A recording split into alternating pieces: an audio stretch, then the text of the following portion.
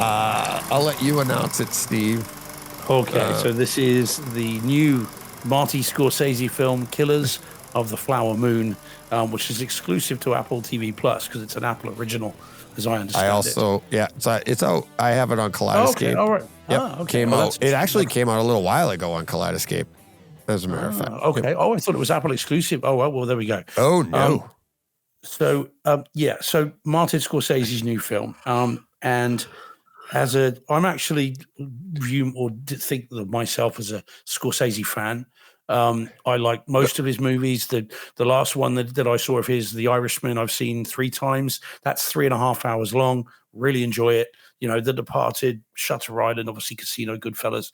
You know, all those movies. You know, Wolf of Wall Street, Gangs of New York. All of those films I really like, and I was very excited on Sunday afternoon to sit down and think, right, I've got the new Scorsese movie. I've got the chance to see it first in the cinema room. I had the afternoon to myself. I thought, this is going to be great.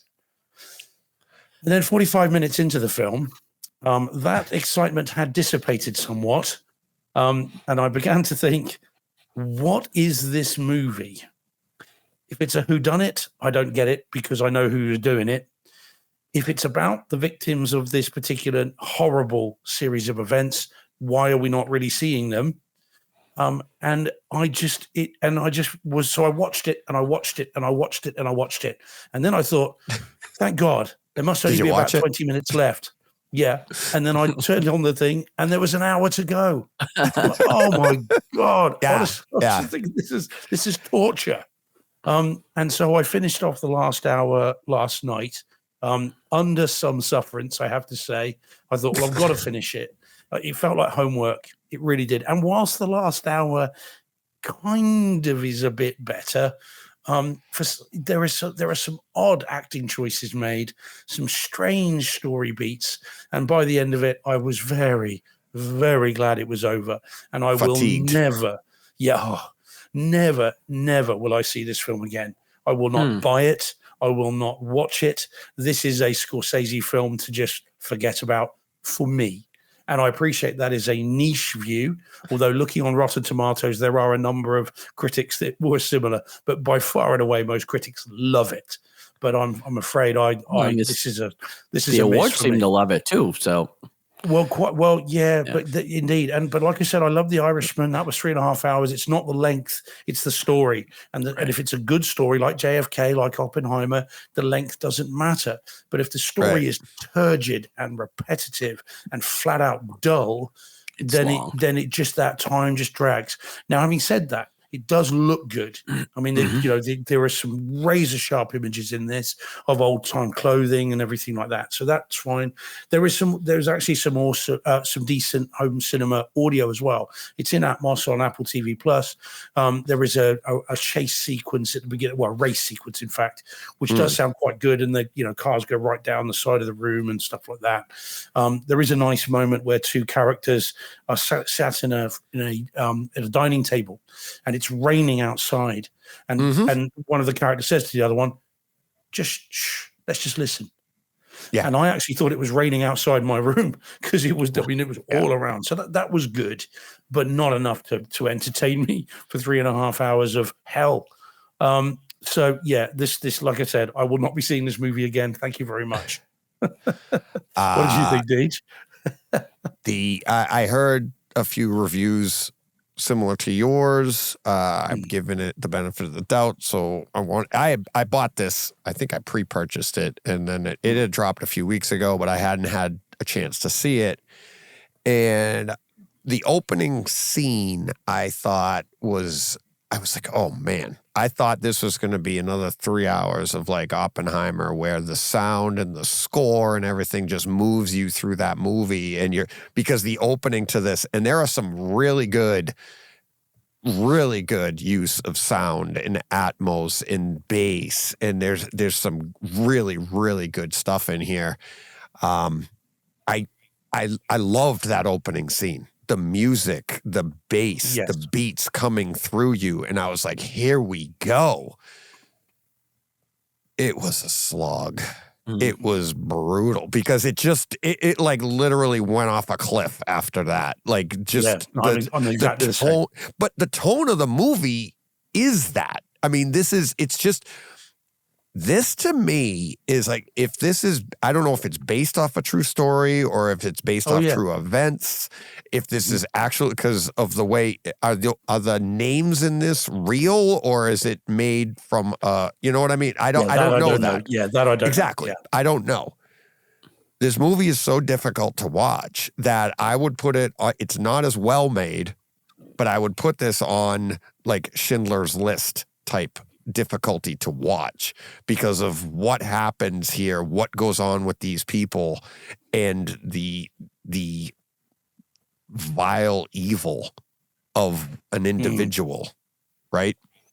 So by the end of it, you're just like disgusted. Like, and I mean, there are evil people in the world. And there, I mean, it's like we had John in the chat said, where did it go? John in the chat said, this is, I can't find it, John, I'm sorry, but it's, he said, this is, oh, here it is. I think this is Marty's White Man Bad movie. And I was like, I wouldn't say White Man Bad, like that guy bad. Because they were like, I mean, it's just like, ugh. And it's like, but I mean, there are some, you know, there are all different races in the movie and there's, you know, a lot of them are good trying to, but it's just, it's so difficult, but it's so slowly told that by the end of it, it's like, I felt like, you know, like when we said in John Wick 4, you're like, if you cut a couple of those scenes there, maybe you tighten that up a little bit. We have so much fun on the roller coaster ride. You're like, Right. And this one here, you're not having fun. There's no roller coaster ride. I don't know how you cut it because you got to tell the story, but I'm not a filmmaker like that. But at the end, you're just like, you're so drained. And every now and then, as a home theater fan, you're like, all right, well, that was pretty good, but it's over 3 hours long. There's not a lot. There's so much down in between that you're like, The Departed, I think, is way better. Like the tone of that and the dynamics of that storytelling and everything that he did there. It wasn't evident here. And I just thought the movie itself was it was a difficult one. I mean, the subject matter is difficult, but even if it was just, I've been through Schindler's List a few times, you know, and it's like, but this one here, I'm like, just didn't play well. I'm not going to go near comparing the Holocaust to anything else. But I'm not comparing the Holocaust. I'm comparing how you feel when you see it. You're just like, this is disgusting. And it's like, but like I've said about Schindler's List here, it's like, was it Oscar Schindler, right? What he did there is uplifting. Right? He saved those people. We've talked about that on the show, but witnessing what was going on, same here. It's like you're witnessing what's going on and that people did this and you're like, it's awful. What I was struggling with particularly is there's no drive to the story. It doesn't, I mean, I've seen reviews that talk about how repetitive it is. And I think that's right. You know, it's just the same thing again and again and again and again. There's no, and Scorsese tends to have a drive to his story. The Irishman had that. There's a proper arc. You see where this is going. It has a drive to it, as does all of the other movies that I mentioned. But this one just is turgid and just like you said, a slog in every way. And it again, it's navel gazing. You could summarize this story in 30 seconds, you know, and it's a horrible story, but it's not a story that needs to be shown again and again and again and again until you've been hit over the head with it so many times that you've just lost all interest in what you become numb to what you're seeing, I think, because it's boring. And I know that sounds horrible to say because of how horrible the incidents have been, but there's another way of telling this story that gets across the horror of what happened, but does not bore you to tears with the way in which it's told.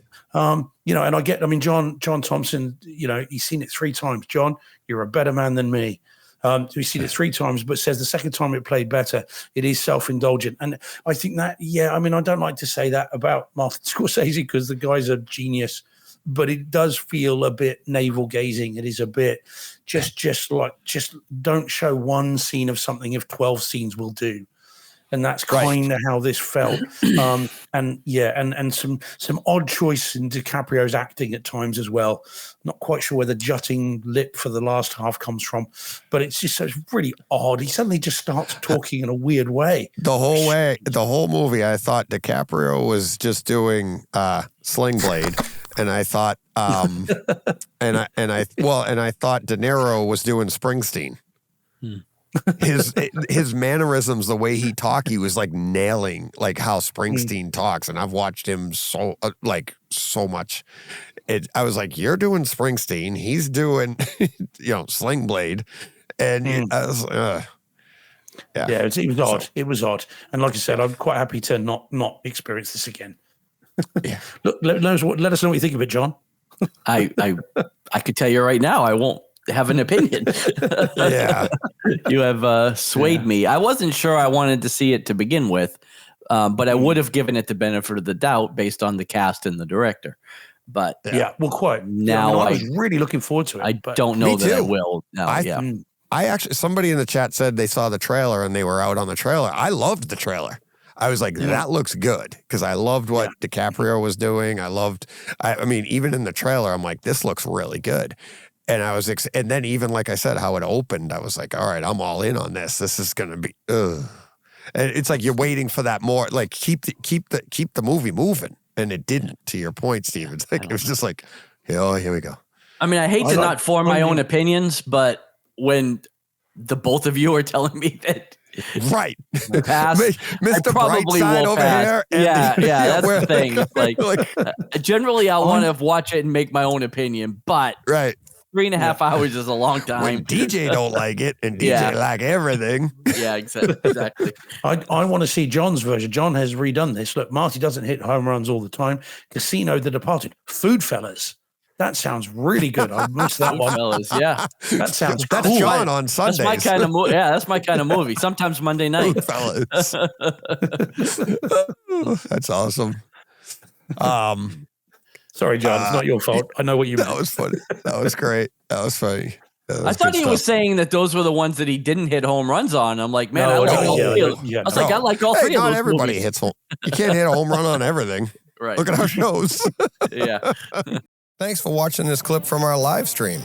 If you're new to the channel and you like what you saw, hit the subscribe button so you can get the alerts on when we go live and when more clips come out. And don't miss out on the audio-only podcast that comes out on Tuesdays called Takeover Tuesdays, where listeners take over the show. I have other guests, and we just chat home theater. You can find it on any podcast streamer that you use. Thanks for watching. Hope to hear from you in the comments. Oh yeah, don't forget to hit that like button. Hey, Fred. This has been a Hey Fred production with theme music by Jeff Bernhardt and Throne Vault Productions.